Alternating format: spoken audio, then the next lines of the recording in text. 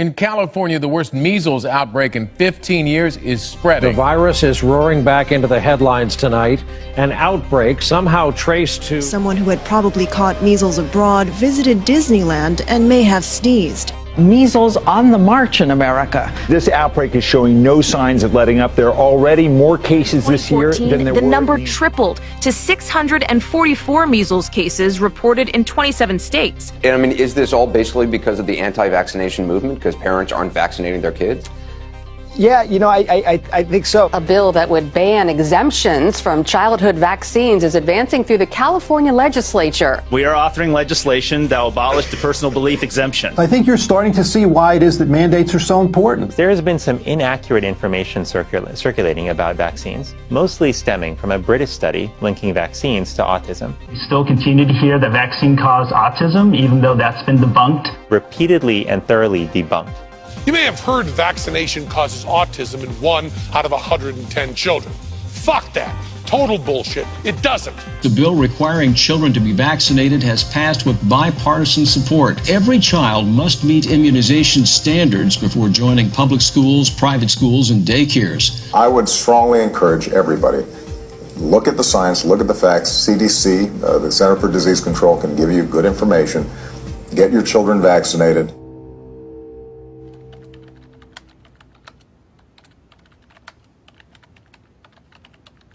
I have waited a long time to tell my story, and I want to tell it truthfully. I was involved in deceiving millions of taxpayers regarding the potential negative side effects of vaccines. We lied about the scientific findings. The CDC can no longer be trusted to do vaccine safety work. Can't be trusted to be transparent. The CDC can't be trusted to police itself. Just a few thoughts. William W. Thompson, Senior Scientist, U.S. Centers for Disease Control and Prevention.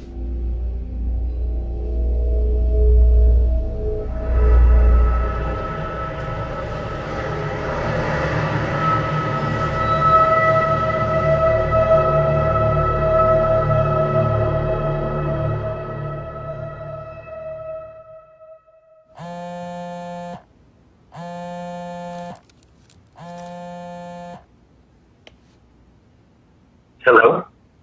I was sitting at my desk where I teach at Simpson University. My phone rings, and it's Dr. William Thompson. Brian, you and I don't know each other very well. I don't know how this is all going to play out.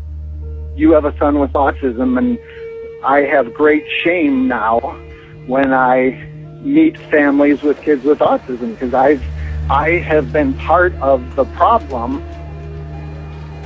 My son, Stephen, was born in February of 1998. Steve, what does the cow say? Tweet, tweet.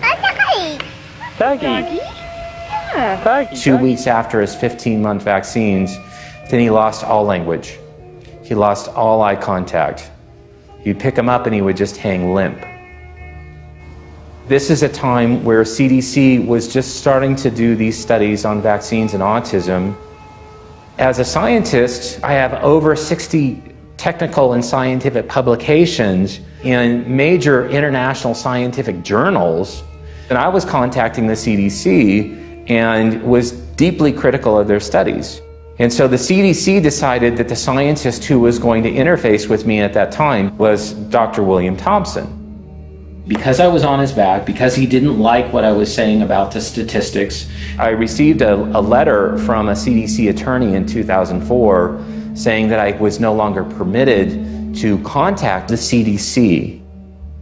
Fast forwarding to 2014, Thompson said to me, Brian, if you listen to me and if you do what I tell you to do, I can guarantee you will be able to access a treasure trove of data, and I would like to guide you through these steps.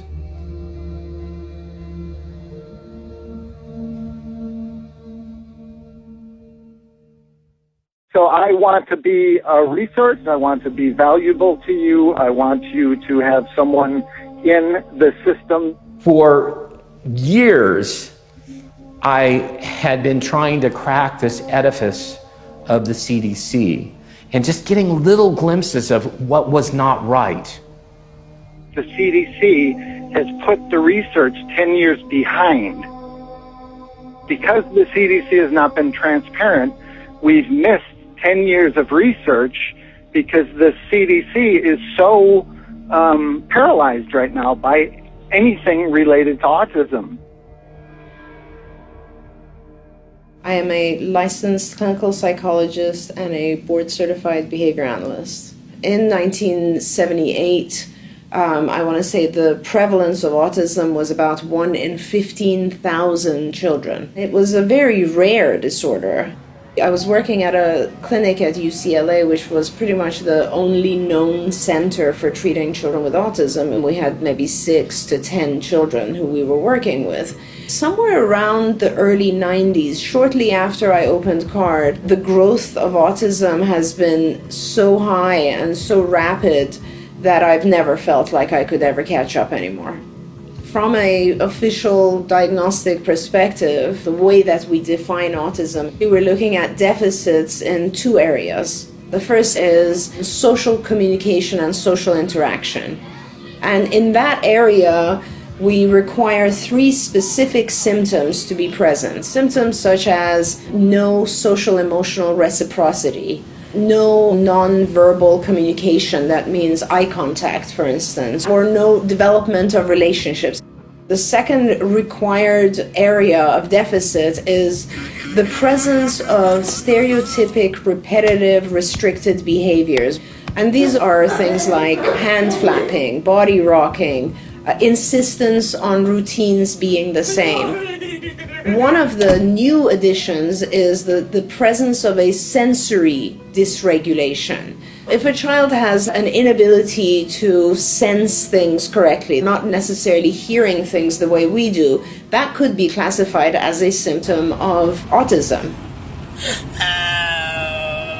So if you have 5 symptoms, 2 in the area of repetitive behaviors and 3 in the area of social communication deficit, then you will get a classification of what's called autism spectrum disorder, ASD. We begin, though, as always, keeping them on it. Breaking news tonight. Just hours ago, the British medical journal BMJ did something extremely rare for a scientific journal. It accused a researcher, Andrew Wakefield, of outright fraud. I got a call on the 19th of May 1995 from a mother telling me the story of her child, his regression into autism following a vaccine. And I said, "How can I help you? I know nothing about autism. You've come through to the wrong number." And she said, "No, doctor, my child has terrible gastrointestinal issues and no one will take them seriously." I was an academic gastroenterologist doing research with a particular interest in Crohn's disease and ulcerative colitis, inflammatory bowel disease.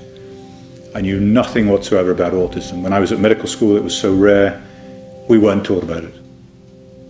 We heard a succession of stories which were very, very similar. Medicine is about pattern recognition, and there was a clear pattern emerging. So we decided, a group of us, including the world's leading pediatric gastroenterologists at the time, led by Professor John Walker-Smith, decided that these children merited thorough investigation. Well, Dr. Wakefield has been shown used absolutely fraudulent data. He created a fake paper. The journal allowed it to run.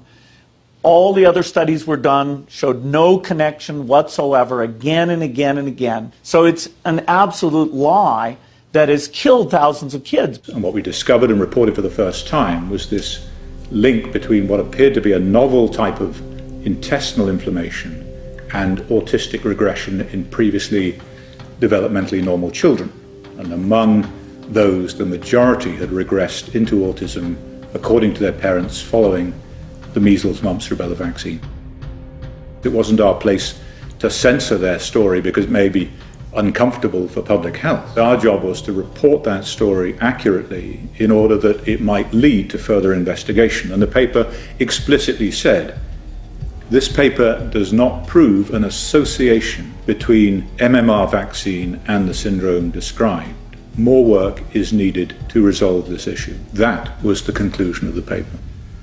As an investigative medical journalist, I've spent the last 7 years working on one of the best medical talk shows in the world. We know in medicine that there have been many, many studies proving that vaccines do not cause autism. But the problem I have always had with that is thousands and thousands of parents all telling the same story.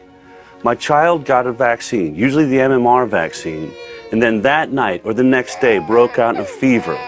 And then when they came out of the fever, lost speech, lost the ability to walk, basically regressed into what we know as autism and never came back. Doctors used to be told to listen to their patient. That was the cornerstone of medicine as we know it. But something's changed recently where the patient doesn't know what they're talking about. And these parents, with their story of their children, have just been written off as though they have no idea what's really going on with their child. I have 2 kids. And anyone that has children knows that when we first have babies, we are overly sensitive to every little hiccup, every cough, every sniffle. So to say that a parent was just unaware that their child had issues, and suddenly they realized 1 year later that, oh, they have autism, that doesn't make sense to me. And so I wanted to look into this story and find out, what is this disconnect between medicine, science, and real parents?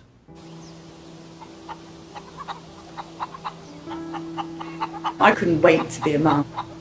I remember specifically, before we even got married, talking about how important children would be in our lives. I wanted a daughter first, and I wanted a son, and we were planning on having 4 children. We were going to be the most perfect parents that we could be. Bella was born, and that was a wonderful experience. Bella was just this angelic, perfect child. She hit all her milestones. I got pregnant with Billy quite quickly. Bella, say hello to Billy. Hello. We've now got a beautiful girl and a beautiful boy. And life was just amazing. So at 2, 4 and 6 months, Billy had his normal baby vaccines. A little bit snivelly, chesty, coldy after maybe the last one. So me, in my perfect mother mode, rushed to the doctor. Is he okay? Do I need to give him anything? Yes, you need to give him antibiotics, just to make sure there's not an infection in there. It didn't clear up. Rushing back to the doctor, we need more antibiotics. Let's just keep this going in him. And I remember my mother calling me out. My mother's a sort of homeopathic hippie, and calling out saying, what are you doing? You're chucking loads of antibiotics down your son. For what? And I remember saying to her, Mum, with all due respect, you're an artist, and they're doctors, so they know best. He was due his MMR vaccination at 12 months. So the morning, exactly to the day, my friend, she said to me, listen, I've heard that there may be a problem with this vaccine we're about to take Billy for, the MMR. And I said, Liz, are you crazy? What is the matter with you? If there was a problem with vaccination, it would be headline news. The doctor would be calling me up saying, do not bother coming in. This is not a safe vaccine. None of that is happening. You're being negative, you're being careless, and you're listening to what? Some rumour that you heard somewhere. Billy could become deaf if I don't take him in now and get him this MMR. Most of the evidence linking measles with autism is kind of settled down, and most of the doctors and scientists agree that it probably isn't the major cause. I've been working in pediatrics for almost 20 years. I think most pediatricians view vaccines as they're the number one thing they do for kids. Okay, there we go. Hi, Mark. All right. All right. Okay. I'm young enough to not remember the days of kids in an iron lung because they were battling polio. Polio has essentially been eradicated from this country. In '98, the Wakefield study came out. My son had just been born. That study kind of pointed a finger at the MMR. As a parent, I was scared to give the MMR to my son. And as a matter of fact, I didn't give it to him on time because I wanted to see what additional studies would show. And over time, additional studies did show that, no, it's safe. And so he did get the vaccine. If everybody stopped vaccinating, we'd be going back to the dark ages.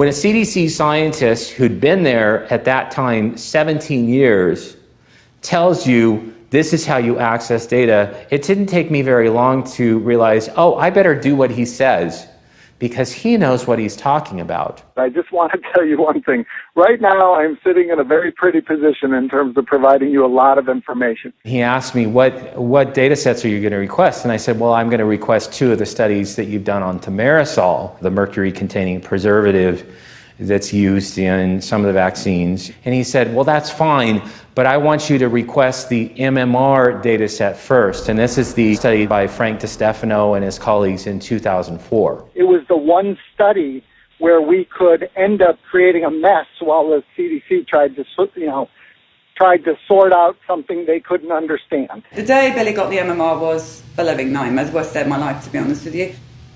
I came in and I saw him lying in his cot, listless. He started this uncontrollable shaking. Imagine coming out of a frozen pond. His eyes were doing this and he was shaking like this. And I remember she grasped him and held him really tight to her chest. There's immediate fear in John and there's immediate, Mummy, this is not going to happen. I don't know what is wrong with you, but this is not going to happen.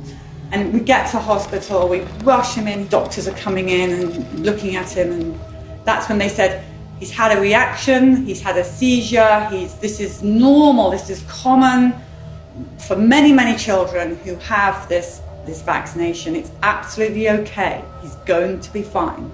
Nobody ever told me that there would be any side effect to any of the vaccinations my children had.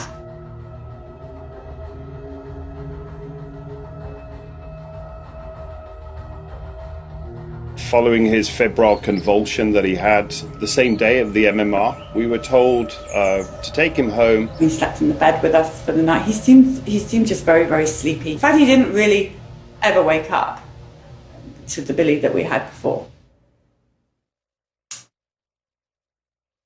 For me, it became really necessary to start looking at what types of medical issues are these children going through? What are the other factors that have affected them, that have brought them to this level of symptomology that we call autism? This is now probably the mid-90s. I came to notice that there was a very high use of antibiotics amongst these children. But B, what became pretty interesting was seeing the number of families who were reporting that their child had a regressive type of behavior occur right after their vaccinations. A lot of these parents were showing me footage of their children who had been completely developing normally until 18 months, and then all of a sudden post-vaccination had developed incredible regression. Children who had speech anywhere close to 50 to 100 words and had completely lost all of their words. Children who were extremely attached and interactive with their parents and had suddenly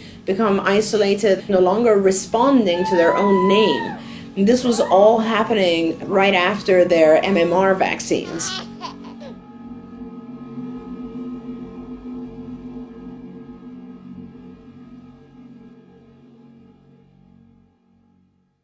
My oldest son, Ian, was born normal, developing normally. He was this beautiful boy, and we ended up at our 12-month visit, which is his 1 year.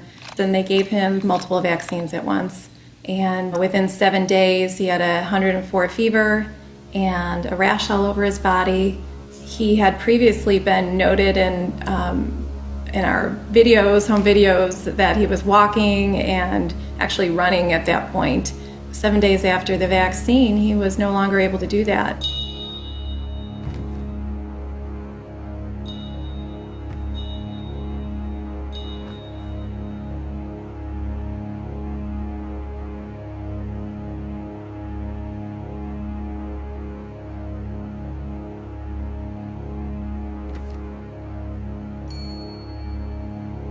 He was falling down.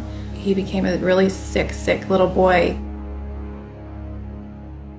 So the question for those of us investigating autism is age of exposure to MMR a risk for autism? And in order to understand why that might be, you have to understand something of the history of MMR vaccine. In 1987, there was an MMR vaccine that was being used in Canada, produced by SmithKline Beecham. And that vaccine caused meningitis. It was recognized quickly, and that vaccine was withdrawn in Canada. However, in the same month that it was withdrawn in Ontario, it was licensed in the UK. The name was simply changed from Trivirix to Pluzarix. In the UK, it was used for 4 years, and likewise, it caused meningitis and had to be rapidly withdrawn. There was a public outcry, there was an acute loss of confidence by the public in vaccine policymakers, and the vaccine should, at that point, have been destroyed. It wasn't. It was then shipped to developing countries like Brazil, where it was used in a mass vaccination campaign. And there was an epidemic of meningitis, which was entirely predictable.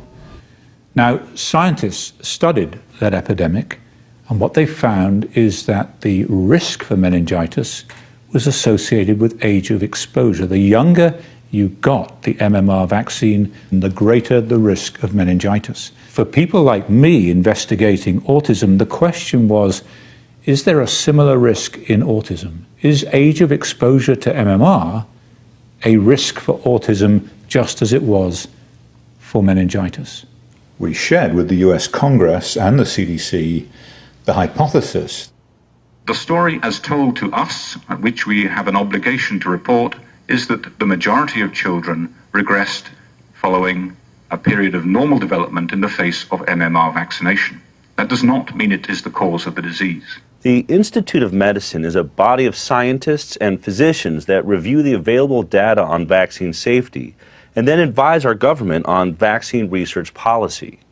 Well, because Andy Wakefield had put forth this theory that the age at which you receive the MMR may increase your risk of autism, the IOM looked to the CDC to do that very study. It was a study about timing. Does the earlier you receive the MMR vaccine increase the risk of autism? When we talk about the MMR study, nobody had ever requested those data because it was a big secret that you could do it. Thompson told me to email such and such a person, and then on the inside, I also found out that one of the people preparing these data sets for me was Bill Thompson. They don't really want people to know that this data exists. Again, I just can't believe we actually got you that data. Thompson couldn't send these documents directly to Brian Hooker because that would have been illegal. What Thompson identified was a legal loophole that is referred to as a citizen's request. That allowed Thompson to deliver to Brian Hooker potentially classified information in a legal way.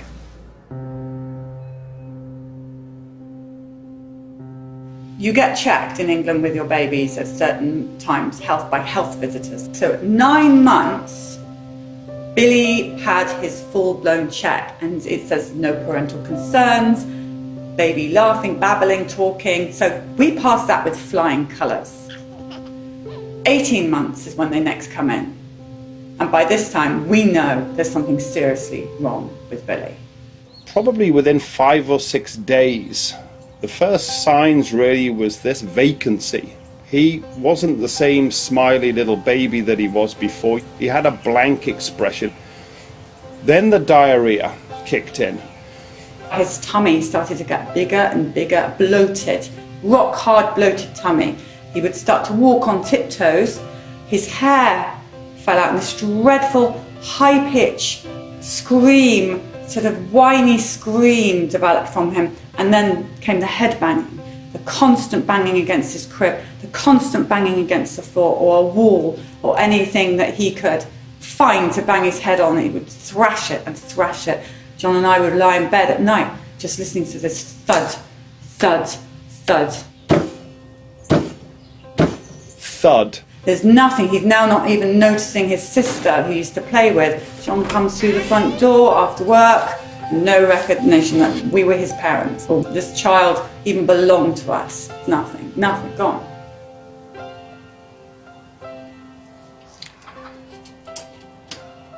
I mean, that was the time where our boy changed from what he was to a real tragic case of a child who regressed into this autistic state and lost everything. Lost everything.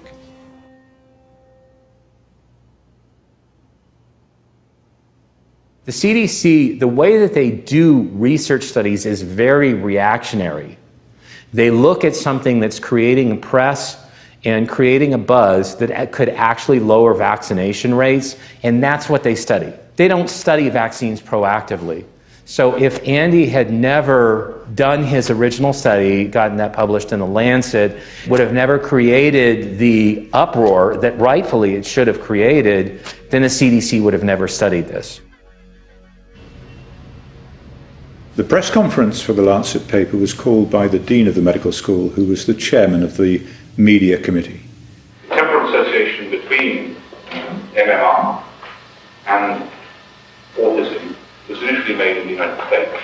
I had done an extensive research into measles vaccine safety and MMR vaccine safety in the pre-licensing phase. In other words, what safety studies had been done before these vaccines were put onto the market and into children. The 250-page report was compiled by me showing that the vaccine safety studies for MMR in particular were lamentable. They were lamentable. There are many assumptions have been made about the safety of this vaccine, and there had been problems which had been airbrushed. So I wrote to my colleagues and the Dean, and I said, going forward, there are going to be questions about what parents should do next. I cannot, in due conscience, support the continued use of the MMR vaccine, having done this research. I said I will continue to vigorously support the use of the single vaccine, but can no longer support the use of the triple MMR vaccine. So the Dean, as chairman of that committee, had three choices. He could have not had a press conference. He could have banned me from the press conference. Or when the question came up, as inevitably it would, what do parents do next about vaccinating their children? He knew what my response would be. He could deflect the question to someone else. When the question came up on the day, he directed it straight to me. To assure you, we are not adults on our section of the need for measles vaccination, but we are all agreed on it. That is extremely important. All I recommended at that press conference was that parents opt for the use of the single vaccines, single measles, single mumps, single rubella, until the issue had been resolved scientifically. What happened when I made that recommendation, unilateral decisions were made by the government in the UK to withdraw the importation license for the single vaccines, Merck opting in the US to cease the production of the single vaccines, giving parents no option. I said to a senior representative of the Department of Health, why, if your objective is to protect children against serious infectious disease, why would you take away the option of how parents do that? And she said, because if we allowed parents the choice of single vaccines, it would destroy our MMR program. In other words, the concern was for the protection of the program over and above the protection of children. No one's career has ever been advanced in the medical industrial complex by being outwardly and openly critical of the vaccine industry. I'm Mark Blaxell, father of a daughter diagnosed with autism back in 1998. I've written 2 books that have come out of the autism movement, have been projected into autism advocacy ever since. Mikhail was born typical, everything was fine, was developing normally through her first birthday. We have vivid memories of early language, joint attention, lots of play. She was adorable, beautiful, cute. And then somewhere in the months after, she began to slip away and she lost language and she began to retreat into a world of her own. And at 2 years, 9 months, we got a formal diagnosis of full syndrome autism. It was a hopeless, pessimistic future that was laid out in front of us. She was going to be disabled for the rest of her life, likely to be non-vocal in an institution, and that the best thing we could do was to accept the inevitable. Part of the story we heard from the Harvard experts was autism was genetic. It was low and relatively constant prevalence. The more I learned, the more clear it was that that whole orthodox view was false, completely false. Revolutions only happen in science when there is an anomaly that the old orthodoxy can't explain. With autism, the anomaly was the explosion in cases, which meant that what people were trying to describe as a genetic, neurologically based condition couldn't be genetic. It could only be environmental. It could only be some set of things that had happened to children. And you had to ask the question, what might it have been? One of my personal training clients was the director of programs for LWT, London Weekend Television. And this guy said, why don't you do a program, and people out there there may be someone out there with this condition. He said, this is going to be an unbelievable story. So we've got nothing to lose. Right now, this child is either going to kill himself because he's going to smash his head to pieces, or we're going to go insane because everybody here is miserable. And that program was aired, and we received 250,000 email hits. Computers were kind of new then, the whole internet computer thing. Ours crashed. We'd set up a Billy Tommy website just in case one person might be able to help us. Crashed. The television station's computers crashed. They had never seen anything like this before. The parents had exactly the same story as us. Antibiotics, some with chickenpox, a lot. Vaccine, bang, the symptoms are all the same. The diarrhea, the constipation, the high pitch scream, the banging of the head. We've all lived through it. It's the same story. And it was Polly's idea to put all of this stuff together in a magazine called Autism File. Let's all ask the questions and maybe someone can help. These questions from these parents were not being answered by the doctors that they went to see. They came to us out of desperation, and we had 45,000 subscribers within 4 months. When I originally got the MMR autism data, I came up with my own analysis plan, and I stepped through logically and systematically how the data should have been approached. I looked first of all at males versus females. Then I looked at black males. The relative risk of them receiving an autism diagnosis was astronomical. It was highly statistically significant. I really had to scratch my head and say, I know nothing about the MMR vaccine. And so that's when I originally called Andy. Wow. Really? After everything that had happened, everything we'd all been through, everything that the families had suffered for the last 15 years, and the CDC had known all along there was this MMR autism risk. As I started to divulge more of the conversations, then I think it really hit him that this was a major crack in the wall of the CDC. The first thing that Thompson did was to plot a graph of percentage of children vaccinated against age at first MMR vaccination. The children with autism are represented by the pink line, the children without autism by the blue line. Now, if there's no link between early MMR and autism, those two lines should track together, whatever the age at first MMR. Now, they do track together until they get to 15 months. And then they separate, and they continue to separate thereafter. This was their first indication that MMR vaccine was causing autism. And that finding alone rocked Thompson back on his heels. This was a huge issue for Andy. So I said to Brian, are you recording these conversations? Recording phone conversations was not really palatable to me. It almost seemed cruel. Whistleblowers can disappear as easily as they came. They're like a fish on a hook.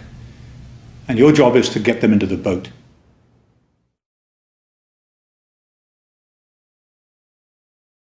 Temple walked at 12 months, so he had been walking for an entire month before we went in for the next set of vaccinations. The minute we walked into the pediatric office, Lou, his twin, she's screaming her head off.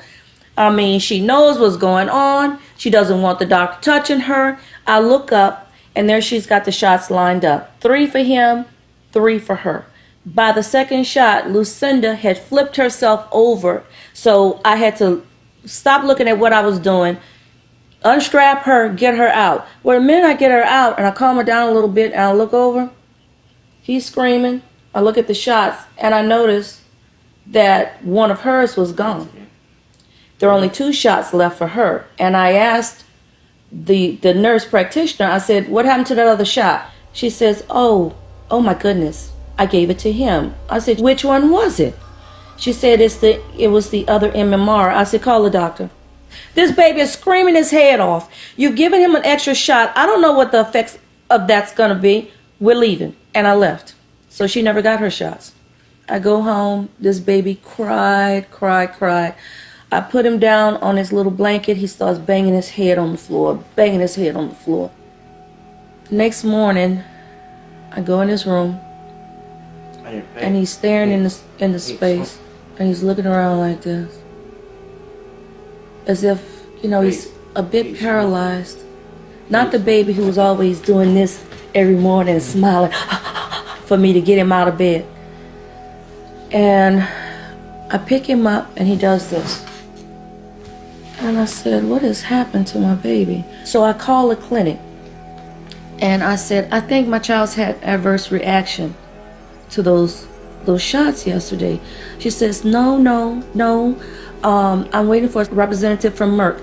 I don't think it was a reaction to that.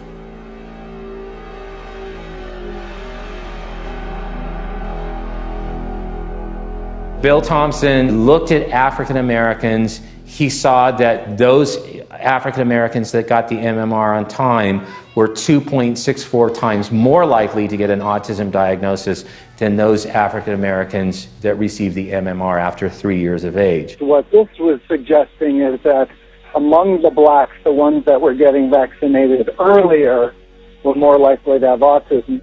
At that point, the group of researchers that was working on this particular study, they were having weekly meetings. Colleen Boyle, who was the head of developmental disabilities branch, and Marshalyn Jurgen Alsop, who was one of Thompson's direct supervisors. Frank DiStefano, who was the head of the immunization safety office, and then a postdoctoral research associate named Tanya Bassin.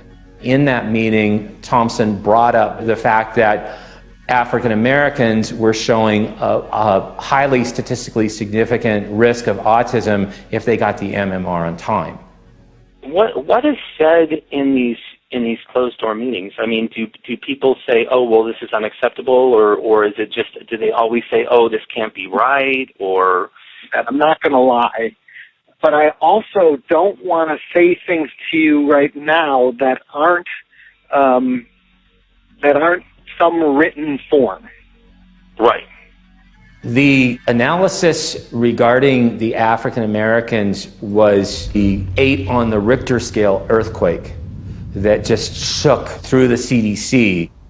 I take him to see the pediatrician that I know. And she looks at me, she closes the door, and she whispers, she says, Sheila, I believe he has autism. I said, what? Like Rain Man? She says something like that. I'm going to refer you out to a neurologist. And we go see the neurologist the next week. He says he has every classical symptom of autism. I do not believe this. I was angry. When he was explaining to me what Canner's autism is, he told me he was born that way. I said, no, he wasn't. Clearly there was a very high risk of autism in African American children. But here's the thing. We know that autism is 4 times more common in boys. And so to see that effect mirrored in the African American children was a compelling finding. When I looked at African American males only, the relative risk was 3.36. It just blew my mind. And that's when I wanted to call Bill Thompson on the phone. And his statement to me was, oh, you found it. It appears in the final publication is that race in general is downplayed. Of course it is.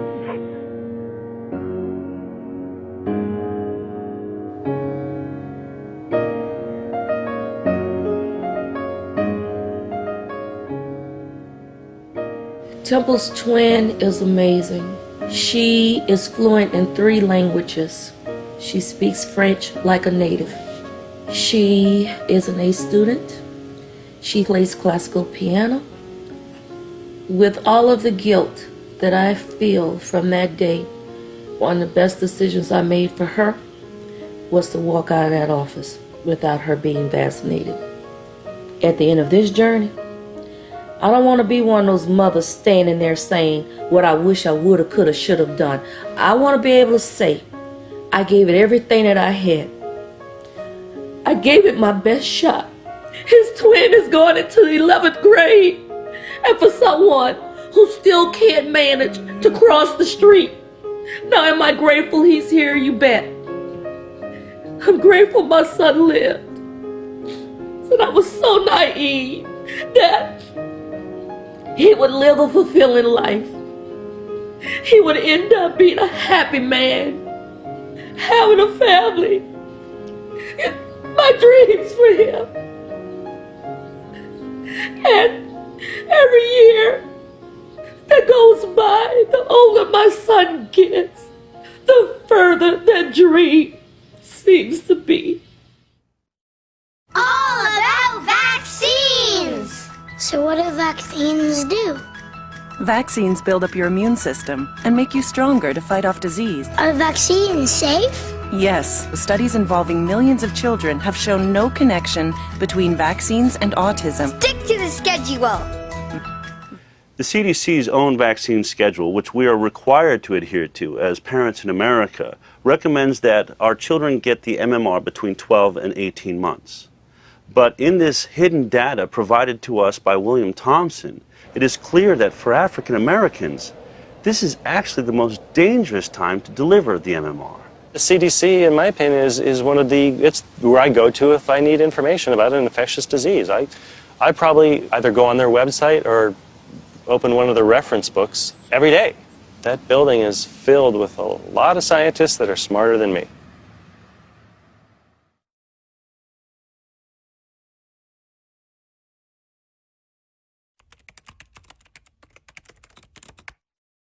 The analysis plan is one of the most important parts of a scientific study.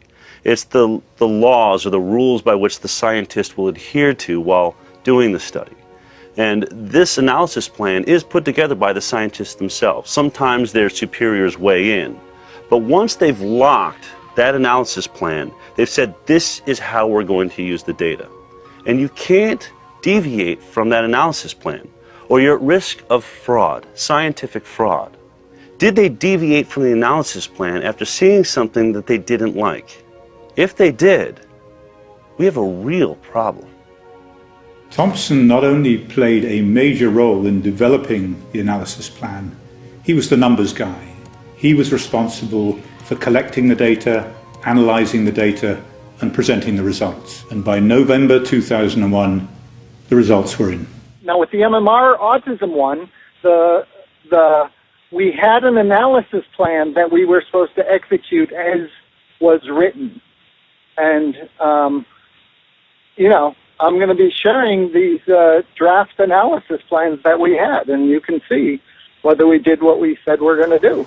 That analysis plan had been agreed upon not only by the co-authors, but also CDC superiors. In order to conceal the effect of the MMR, what they had to do was to reduce the number of children in the study in order to reduce what is referred to as the statistical power. That is, the ability of the study to detect a difference if one genuinely exists.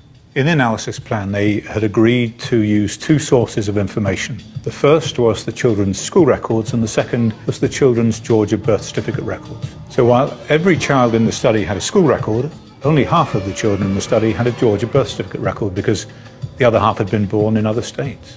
So the analysis plan was explicit. Information on a child's race was to come from their school record. But when confronted by data that revealed an increased risk of autism in African American children, so they deviated from their analysis plan. They chose to get the race data not from the school record, but from the Georgia birth certificate record.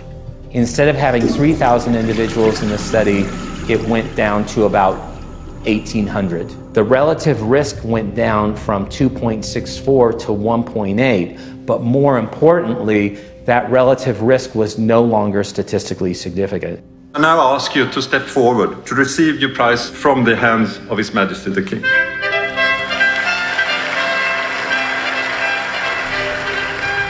I am Luc Montagnier, MD. I am a virologist by training. I obtained the Nobel Prize for my contribution to the discovery of the AIDS virus. The vaccine-autism interaction is a worldwide problem, not only in this country, in Europe, but also in Asia, even in Africa. The MMR vaccination, in a very early stage of infancy, before the age of 2, was more prominent in Afro-American children, and this was hidden for some time. This fraud, of course, ranks very high, to my opinion, in the ethics of medicine and science. CDC in the past has done a very important work on the discovery of AIDS, so I'm very disappointed to see a different situation with CDC dealing with autism.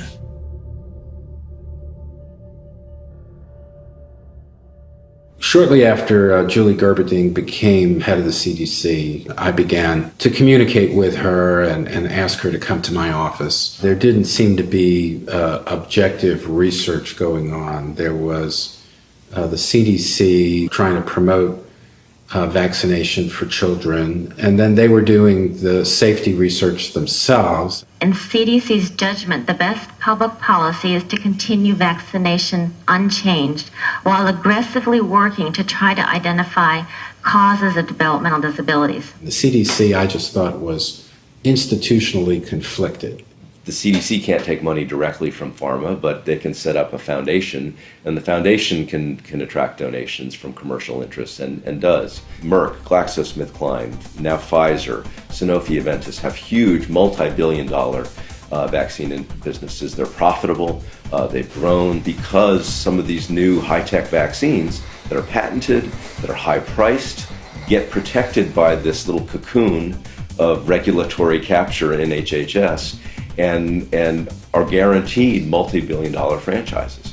When I was working at Merck, I was a sales rep for Vioxx. The whole scandal started when it was discovered that Merck had manipulated data and covered up the fact that Vioxx actually caused twice the amount of heart attacks and strokes than the placebo. What I learned from that experience was just because things are on the market does not mean they are safe. I think we get into a very dangerous territory with vaccinations. If a drug company gets just one vaccine added to the schedule, they can make upwards of $30 billion in 1 year.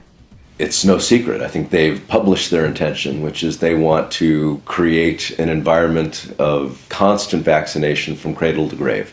They want infant vaccines and expanded flu shots, DTaP boosters, Gardasil shots, meningococcal shots. They want adult vaccines. They want you and me to come in and get a constant barrage of shots. And then they want vaccines for the elderly. We have a highly profitable product because the safety testing isn't as rigorous as a normal pharmaceutical drug. The gold standard is double-blind, placebo-based, long-term study.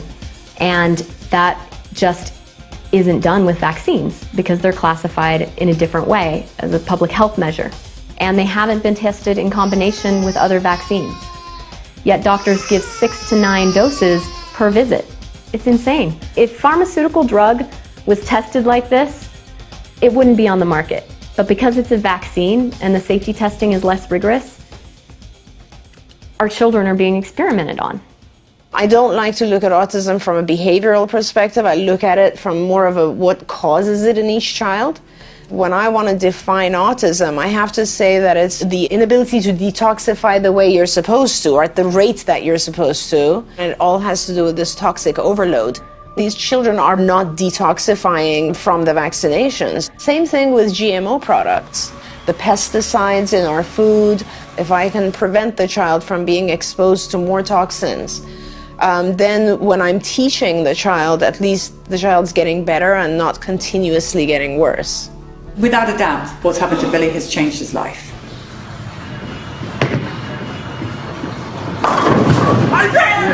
Okay, give it a strike. What I have on my hands now is a 19-year-old man. He's 6'2". He is volatile. On good days, Billy is brilliant. He's an angel. On bad days, the slightest thing can trigger him, and he's scary. I'm going to go downstairs and get Billy, Daddy right now. You need to stay up here, okay? I'm going to kill Daddy right now. Bill, listen to me. I'm going to stay with you up here, and you're going to try and calm down, okay? The reason they become aggressive and dangerous in some cases is because they have no ability to communicate. Because Mummy asked Kent for Kent bringing the sweet corn and then bringing the chickens here. Because this is your fault, Mummy. If you were not able to express your needs, your wants, your desires, your happiness and sadness and so on, you would become aggressive. That's often when we see the worst part of autism.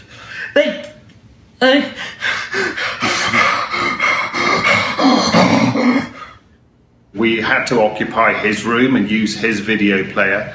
And of course that is a massive intrusion in his space, and he got very upset. Where else in this house can we play a video? Remember? Listen, Bill.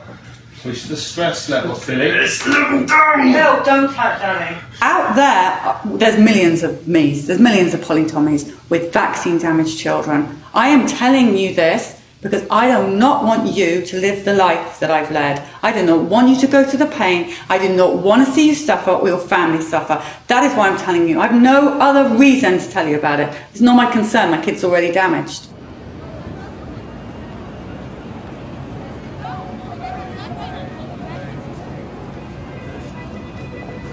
I am a senior research scientist here at MIT in the Computer Science and Artificial Intelligence Laboratory. I have a bachelor's degree in biology from MIT, and I have MSEE and PhD degrees also from MIT in electrical engineering and computer science. I became interested in autism a long time ago when my best friend at the time had a son who was diagnosed with autism following a DPT shot. He ran a high fever after the shot, seizures a week later, and then was later diagnosed with autism. We have to accept the fact that autism is new, that before 1930, the rate of autism in the world was effectively zero. And then for a long time, it was 1 in 10,000. I got interested in studying autism 8 years ago when I saw the numbers go up, and I was quite alarmed because I could see that the trend was exponential growth. And exponential growth is extremely scary. Since really the mid to late 80s, we've gone from this low prevalence environment to a rate of increase where the trend is still vertical. We have not seen a flattening in trend. It's every couple of years, the CDC provides a number of what percentage of the kids are diagnosed with autism. And you've got the dots going all the way back to 1975. You draw the line, it is a perfect exponential curve. If we assume that things are going to continue as they have for the past 30 years into the future, we can predict that by 2032, 80% of the boys born will end up on the autism spectrum. Half the children, 80% of the boys.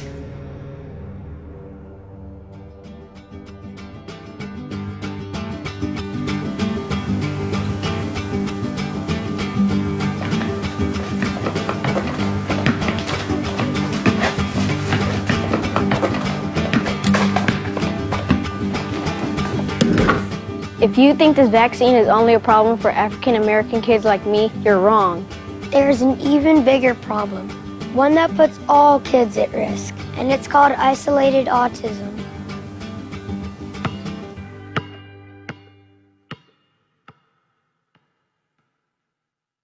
When the CDC researchers set out to do the study, they asked themselves the question, if early MMR vaccine causes autism, in which children would we be most likely to find this effect?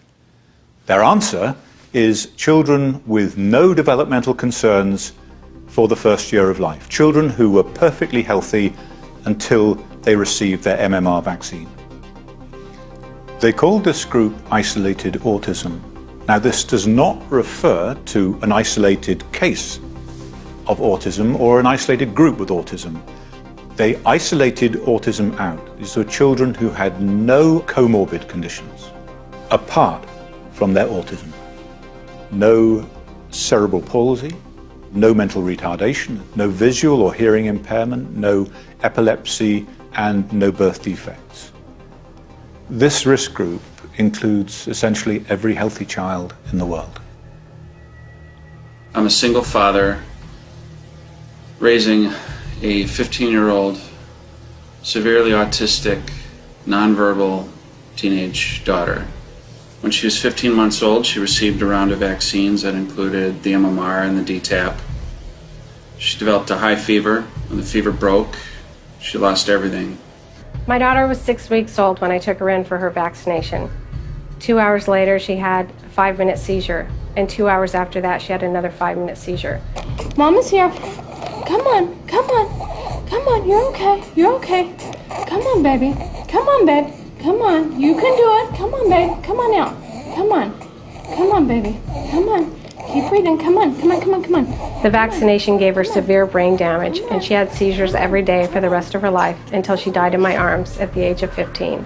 There is no good reason to choose not to get a vaccine. He got his MMR and he got his DTP, and within days, he stopped talking. Projectile vomiting, convulsions. He went blind in his left eye. Vaccines took our healthy, happy baby and made him unwell. She lost all acquired speech. He lost his speech, he lost his eye contact, like the flick of a switch. If vaccines were unsafe, I think this would be an interesting and reasonable discussion. Obviously, some minority get hurt by this stuff. I don't understand why this is controversial. Vaccines are safe. Get vaccinated. It's like, you know what? Shut the fuck up and let me take every vaccine that Merck wants to shove down my throat. Autism is not a side effect of vaccine, or to say it another way, because some people don't hear this well, vaccines do not cause autism. Hear this well. Hear this well. Please hear this well. Hear this well. Vaccines can and do cause autism. My grandson, Daughter Lily, and my daughter. My son was fully vaccinated. My son, Jackson. I had a healthy, typically developing boy. Please hear this well. Vaccines cause autism. One day everyone will know the truth about vaccines. Hear this well.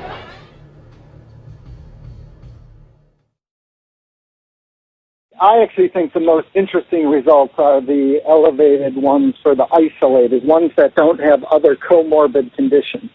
The effect is where you would think it would happen.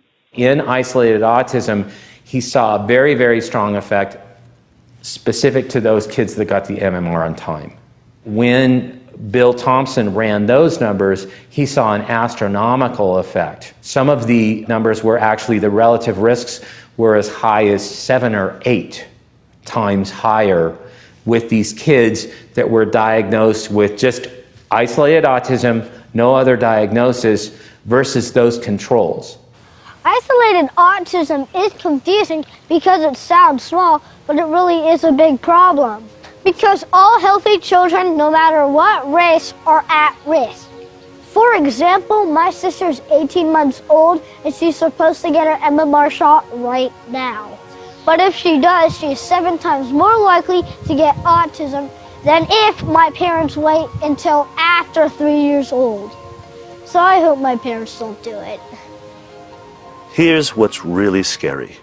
When we look at isolated autism, we see that there's a up to 7-fold increase in the incidence of autism between those that received the vaccine between 12 and 18 months versus those that got it after 3 years old. But let's be perfectly clear. Every child in this study had received the MMR vaccine.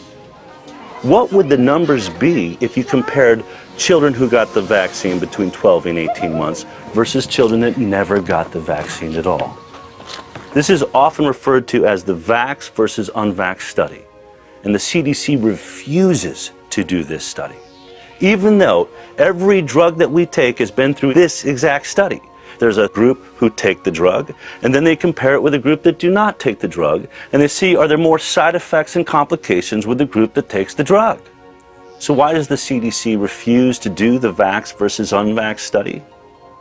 Probably because when we look at the results of this study, we realize that the risk would be astronomical, and is likely to be one of the major reasons we're seeing this skyrocketing increase of autism worldwide.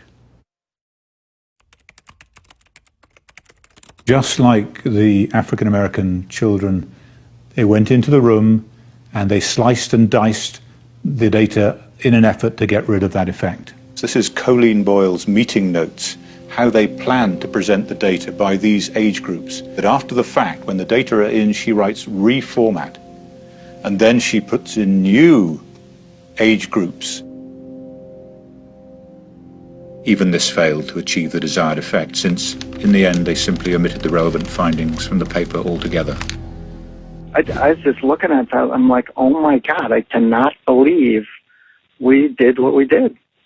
But we did. Yeah. So it's all there. It's all there. And you in the health field, you who run our health agencies in this country who are sitting here today, you have an obligation to these kids that you just saw there to make sure that these studies are complete, thorough, so that everybody knows that we have all the facts, and you don't have that. One of the things we did, because this was such an important topic, was to have them be sworn in. So they were under oath. And if they were doctoring the results of a study and they did it deliberately, they committed a felony. It used to be 1 in 10,000, and now it's 1 in more than 250 kids that are being damaged in this country that are autistic. Now, those kids are going to grow up. They aren't going to die. It's not like a lot of diseases where they get infected and they drop dead. They're going to live to be 50, 60 years old. Now, who do you think is going to take care of them? It's going to be us, all of us, the taxpayers. And it's going to cost, I think, as you said, Ms. Maloney, trillions of dollars. So we can't let the pharmaceutical companies and our government cover this mess up today, because it ain't gonna go away. And it's gonna cost the taxpayers trillions more if we wait around on it. And for our FDA and HHS and the health agencies to continue to hide behind this facade that there have been studies that conclusively prove otherwise is just wrong too. So the CDC wasn't just doing this study inside of a bubble. In fact, it was the exact opposite. They were under fire. You had Congressman Dan Burton in front of the Congress demanding answers about mercury and the MMR and vaccine studies and the connection to autism. Dave Weldon, congressman from Florida, is reaching out to Julie Gerberding with serious complaints on how he thinks this entire issue is being handled. On top of that, the Department of Justice is requesting files and data from the CDC because of a previous study called the Verstraeten study that had so many anomalies it looked like scientific fraud was taking place. So they were suspicious. So then you look at the emails that Thompson's provided to us, and you see that he's reaching out to his line manager, Dr. Melinda Wharton, throwing up red flags, saying, I first spoke with you in September of 2002 regarding the sensitive results we have been struggling with in the MMR autism study. How do you struggle with scientific results? I mean, facts are facts. Data are data. That doesn't make any sense. So you've got Dan Burton breathing down their necks. The Department of Justice is requesting files. And William Thompson finds out that Colleen Boyle has brought in a lawyer to help her decide what materials are too sensitive to provide to the Department of Justice. This obviously freaks William Thompson out, because later in the email to Wharton, he says, I will be hiring my own personal attorney. And it's extremely unfortunate that we need to be concerned about whether our own legal rights are covered when participating in a study such as this. I mean, what's going on here? We have government scientists lawyering up over a children's safety study. Clearly, this does not sit well at all with Dr. Thompson, because at the end of this email, he makes what looks to me to be a clear threat. My level of concern has also caused me to seriously consider removing myself as an author on the draft manuscript. So then a few days later, Thompson writes directly to Dr. Walter Orenstein, head of the National Immunization Program, saying, I am not interested in taking all of the political heat that will go along with that study. Thompson has gone all the way to the top of his department. I mean, we don't ever get a response from Walter Orenstein, but Thompson is very clear on what happened next. The higher-ups wanted to do certain things, and I went along with it. In terms of chain of command, I was number 4 out of 5. Dr. Thompson talked about destruction of documents, and that in fall of 2002, There was a meeting with the trash can rolled in, and they selected documents to be destroyed. I led all the analyses with the DiStefano thing. Literally, everyone else got rid of all their documents, so the only documents that exist right now from that study are mine. These documents were no doubt federal records. They were very important documents because they showed a very strong statistically significant effect. He felt that, quite rightly, it would be illegal to destroy those documents, and so in his office he kept not only the hard copies, but the computerized files for that study.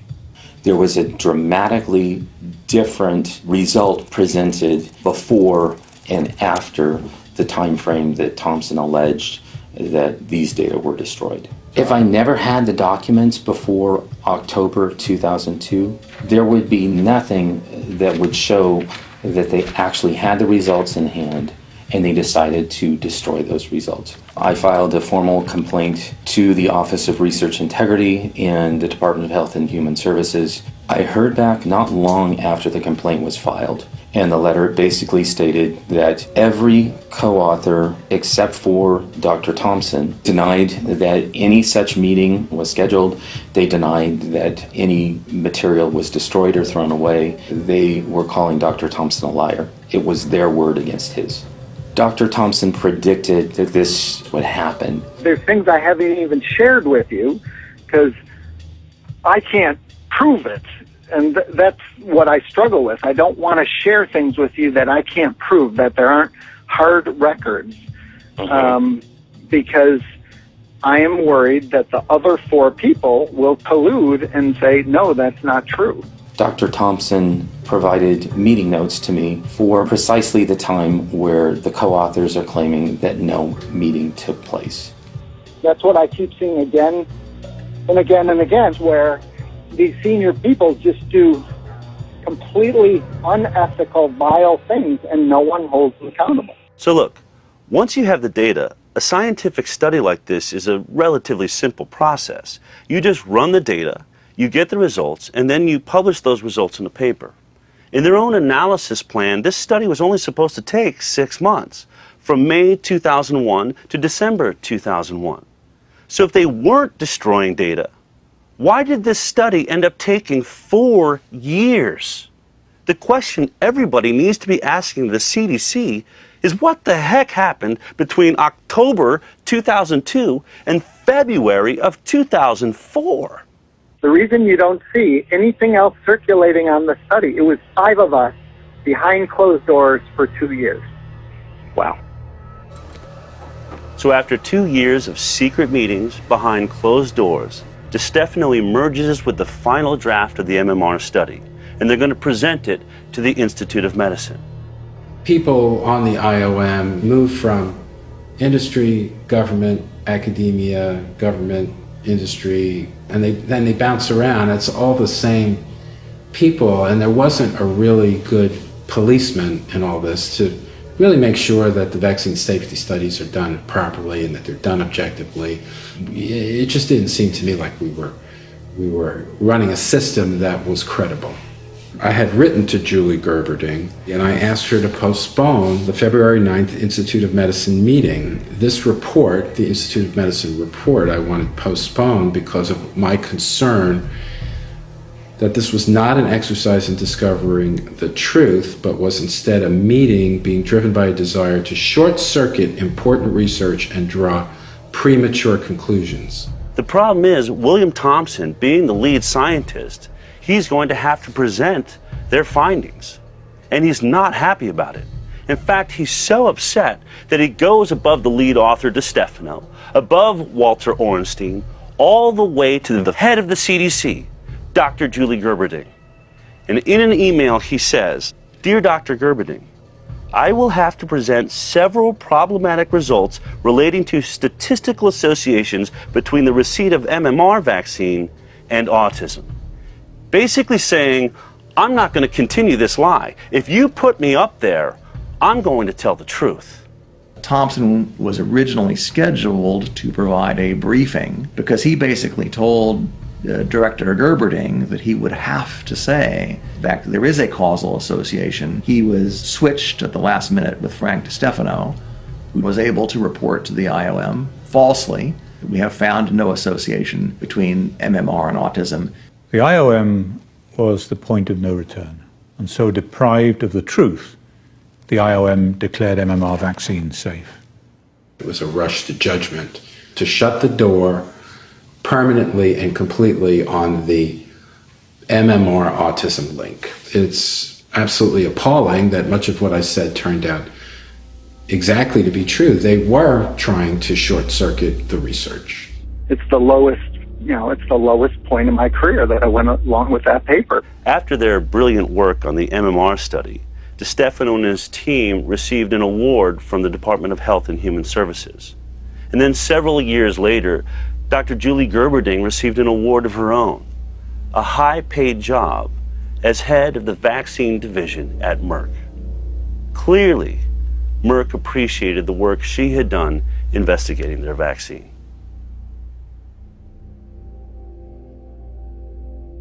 Just to let you know, I wrote a paper on my results on MMR.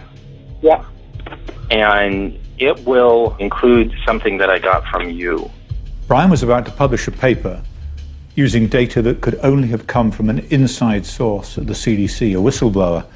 And from that point forward, William Thompson was a marked man. Andy approached me and said, it's time to publicize a CDC whistleblower. Ironically, 12 years later, while Thompson is bearing his soul to Brian Hooker, in front of Congress, Colleen Boyle is just peddling the same old CDC fraud. But this time it's to a new player, and that's Congressman Bill Posey from Florida. I wonder if the CDC has conducted or facilitated a study comparing vaccinated children with unvaccinated children yet. Have you done that? We have actually done a number of studies looking at the relationship between thimerosal vaccines and autism and other developmental disabilities. The lies from the CDC were still the same. The difference now is we had William Thompson. Vaccines and their components did not increase the risk for autism. My time's very limited here. So clearly, definitely, unequivocally, you have studied vaccinated versus unvaccinated. We have not studied vaccinated versus unvaccinated.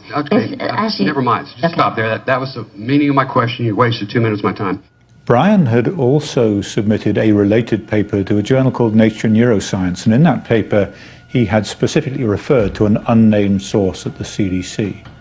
And my worst fears were realized when a journalist from Nature Neuroscience contacted the CDC, contacted Walter Orenstein. The message went on to Frank DeStefano, who sent it out to the co-authors saying, keep your heads down, this may be coming your way. The fear was all of a sudden we'd be dredging the river for Bill Thompson. So I said to him, Brian, we've got to do three things. We have got to get Thompson a whistleblower lawyer, we've got to make sure that his documents are with Posey, and we've got to reveal his name. Whistleblowers are in danger only as long as the only people who know their identity are their enemies. Do vaccines cause autism? In the last 30 years, the childhood vaccine schedule has tripled, while the U.S. autism rate has skyrocketed from 1 in 10,000 to 1 in 50.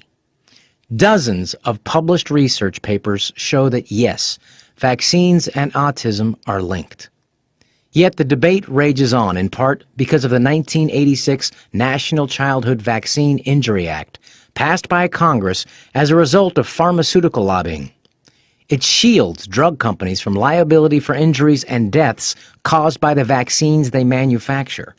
Vaccines that the federal government admits are unavoidably unsafe. Instead of suing the pharmaceutical company directly, parents are forced to petition the Department of Health and Human Services, and if federal health officials oppose compensation, the case is argued before a special master in the U.S. Claims Court. Many refer to this as vaccine court. Here are some shocking facts about the so-called vaccine court. Pharmaceutical companies do not have to participate in the proceedings at all. Taxpayers pay for all damages. The U.S. Department of Justice acts as the government's lawyer, with taxpayers footing the bill for their defense.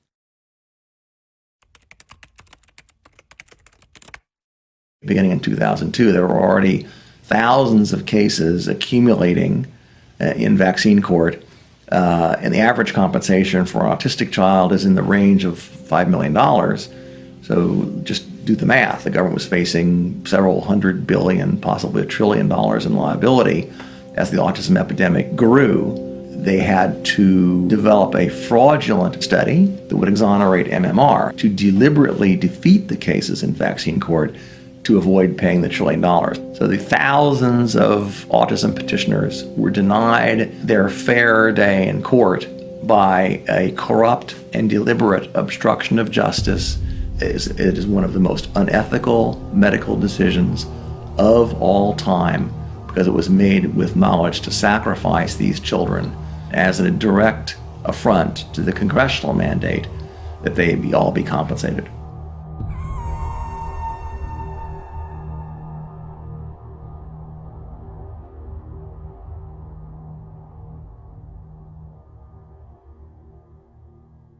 In the fall of last year, I got a call from an inside source who told me that in 2 weeks there's going to be a whistleblower from the CDC who's going to come out and say that the CDC had committed fraud on the MMR study and that they knew that vaccines were actually causing autism. I mean, that's a huge story. Unfortunately, it was a story I would not be able to tell on a medical talk show because a lot of our funding was coming from the pharmaceutical industry. And we were also very good friends with the CDC, who had appeared on our show many, many times.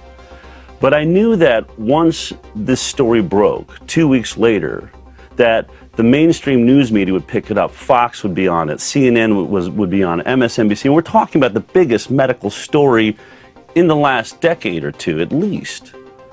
So that 2 weeks came. I saw the video that was posted by Andrew Wakefield and Brian Hooker, and I heard the words of William Thompson and his confession. Oh my God, I cannot believe we did what we did.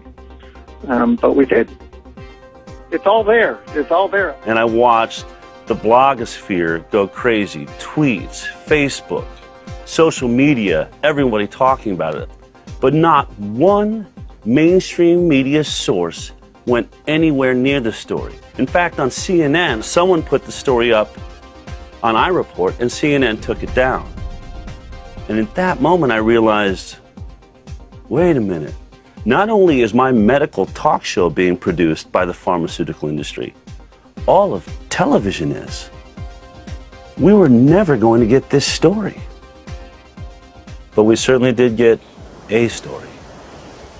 A highly contagious measles outbreak. Major outbreak. Measles outbreaks. Measles on the march in America. This outbreak is showing no signs of letting up. But in 2014, the number tripled to 644 measles cases reported in 27 states. It's really amazing to consider the number of cases of autism every year and to contrast that to, let's say, the number of children who acquired measles by going to Disneyland. It's a tiny number of children who acquired measles, and it's a vast number of children who are being diagnosed with autism every day. We don't know what causes autism.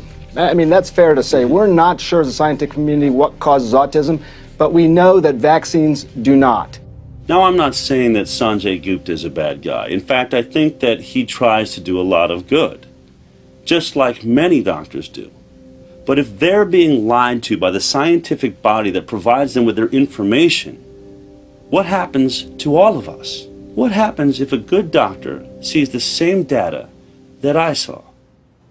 So you're a scientist, basically. So you're studying this, and you feel 100% comfortable. You even said you have kids, so you're a family person. Yes. You would feel very How long have you been a doctor, and sort of what's your area of specialty? Sure. I've been a family medicine physician for over 10 years now, and treating families, everyone from newborns all the way up to my oldest patient is 96.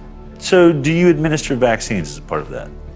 Yes, I do administer vaccines. In our clinic, we follow the CDC recommendations, and we give that information to our patients, and we give them a schedule of when their children are going to need to be vaccinated and so on and so forth.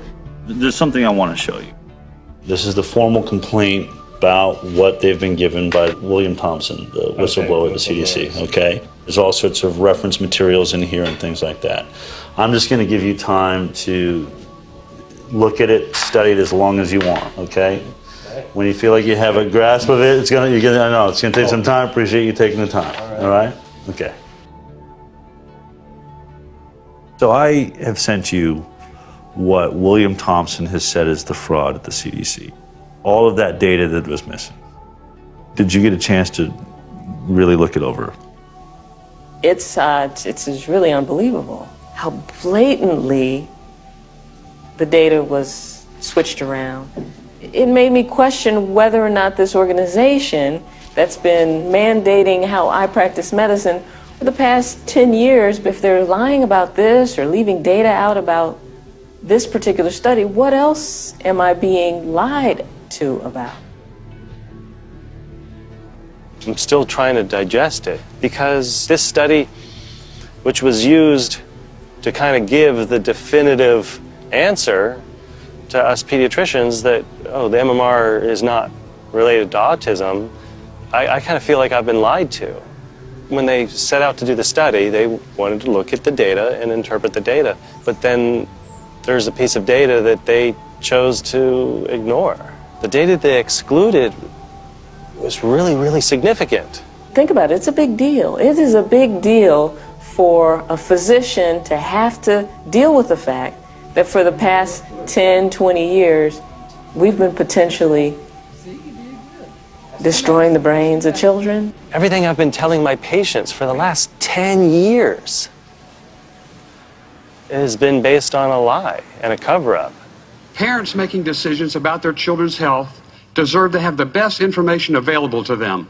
They should be able to count on federal agencies to tell them the truth. Once Brian and I had outed Bill Thompson, he got himself a whistleblower lawyer. He provided all of his documents on the fraudulent CDC study to Congressman Posey, who then went before the Congress. Considering the nature of the whistleblower's documents, as well as the involvement of the CDC, a hearing and a thorough investigation is warranted. So I ask, Mr. Speaker, I beg, I implore my colleagues on the appropriations committees to please take such action. Thank you, Mr. Speaker. I yield back. It's now been 7 months since Congressman Bill Posey urged the Congress to subpoena Bill Thompson, and they have done nothing. Bill Thompson wants to be subpoenaed by Congress. As a CDC employee from the federal government, he cannot speak voluntarily because of the threat of jail time. Absolutely, William Thompson needs to go before Congress. He needs to go before the whole nation. Everybody needs to see what he has to say. He needs to be deposed in front of a committee in Congress, and Julie Gerberding has to be brought in and deposed, because this is a very, very, very disturbing revelation. For this researcher to come forward and be saying now that they were indeed deliberately concealing critical information about an MMR autism link, horrible development. Deviation from an analysis plan, omission of crucial data, destruction of documents, obstruction of justice, misleading the Congress, grievous harm to innocent children. This has to be investigated. You and I are in agreement. Vaccine safety should not be in the CDC. Absolutely. You would end up with an agency like the National Transportation Safety Board. The next thing they need to do is somebody needs to reintroduce the Weldon-Maloney bill. It needs to be very, very quickly enacted, and you need to take all of the vaccine safety responsibilities out of the CDC. These children have been maimed by the actions of Colleen Boyle, Frank DiStefano, Marceline Jurgen Alsop, and Tanya Bassin. My son has been debilitated for 17 years. I think jail time is too good for these individuals who have perpetrated such fraud. The notion of vaccinating children, protecting children against serious infectious disease with vaccines that are safe and effective is laudable. You hear about measles outbreaks in Disneyland, and then they try and sell you MMR. We didn't see autism being reported as a consequence of the single vaccine, only of the triple vaccine. So my feeling is that we need to review vaccination policy across the board. But in the first instance, I do believe we can make the problem far less if we separate those vaccines out into their single measles, mumps, and rubella. I just cannot imagine what it will be like if we really do face a future in which half the children born end up on the autism spectrum. I mean, it will be so disruptive of the school system. There'll be so little money to be able to spend on the normal children to help them, to bring them up and to educate them. We're just going to have extremely sick children and parents that will be so distracted by the challenge of bringing up these children that are so sick that our society will not be able to focus on anything else. The implications of that for our country, for our competitiveness as a nation, for our economy are massive. They must know, and they do know, that there's a national emergency. I mean, this is going to be a complete catastrophe if we just let it happen. What will you say the next time a mother sitting there with her baby in their hands says, Dr. Rachel, is the MMR vaccine safe? I'm going to tell her. I'm going to say, you know, honestly, I'm not going to give the MMR vaccine to my babies, and here's why.